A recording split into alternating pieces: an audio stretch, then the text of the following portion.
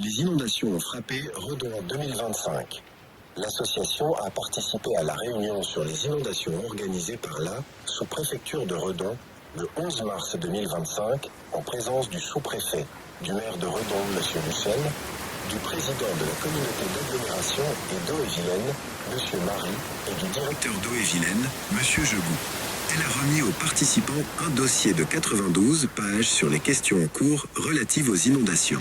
L'association a confirmé par courrier recommandé du 12 mars 2025 ses interrogations et ses attentes auprès de tous les participants. Depuis un an, nous n'avons reçu aucune réaction. Nous avons donc été contraints de les relancer tout par courrier recommandé avec accusé de réception, daté du 2 février 2026.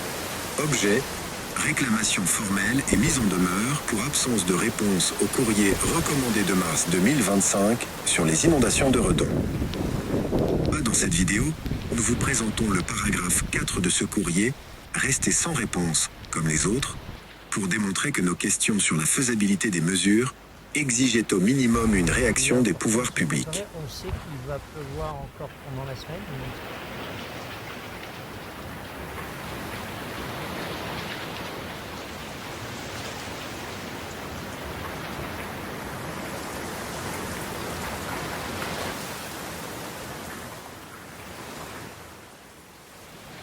À partir des vidéos de 2025, nous allons vous présenter les différents endroits du projet, soumis au pouvoir public et restés sans réponse.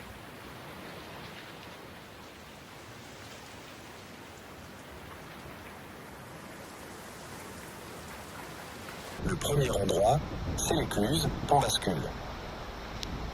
Comme vous pouvez le constater, le canal de Nantes à Brest franchit l'écluse et se déverse dans le bassin à flot. La différence de hauteur d'eau moyenne entre le canal et le bassin est de 50 cm.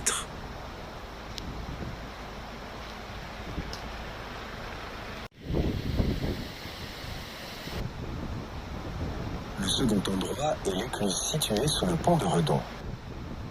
Le canal se déverse sur la chaussée.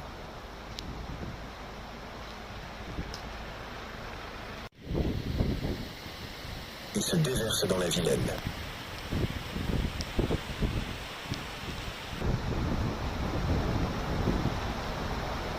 La différence de hauteur d'eau moyenne entre le canal et la Vilaine est de 50 cm.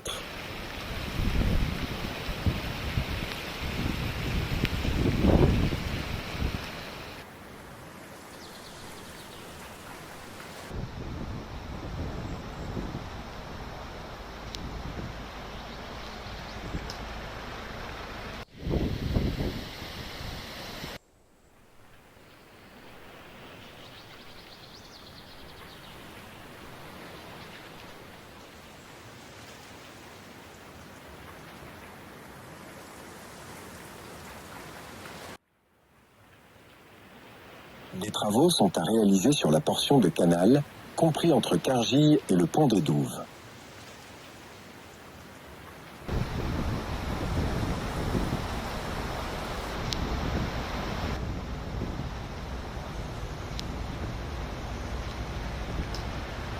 La solution la plus simple et économique serait sans doute la mise en place d'un bâtard d'eau sur cette portion de canal.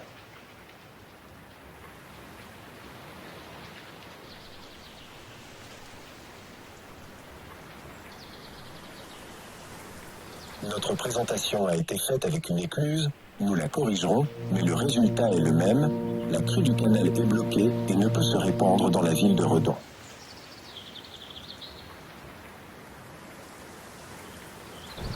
La crue du canal est bloquée et ne peut se répandre dans la ville de Redon. Les pouvoirs publics en 25 ans ne réalisent qu'une seule protection ponctuelle, inadaptée, coûteuse et qui ne protège qu'un seul emplacement, le quai Jean-Bart, pour 3 millions d'euros, et n'ont rien fait de concret depuis plus de 40 ans pour la protection du centre de Redon.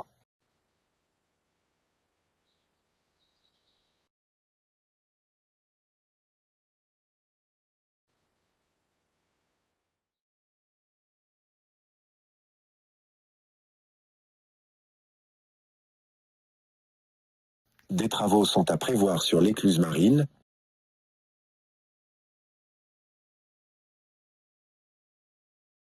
Comme constaté lors des inondations de 2001, les murets en pierre de cette ancienne écluse n'ont jamais été inondés, ainsi que tout le versant situé entre l'écluse et l'usine Garnier.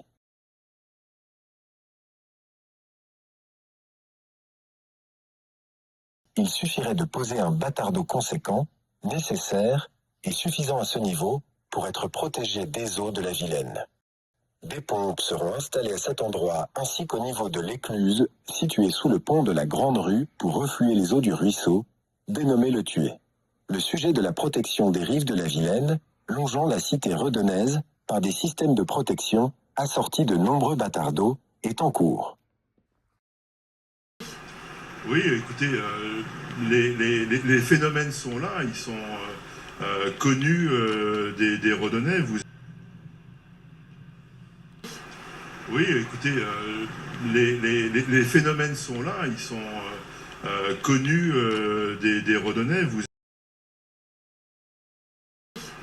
Oui, écoutez, les phénomènes sont là, ils sont connus des Redonnais.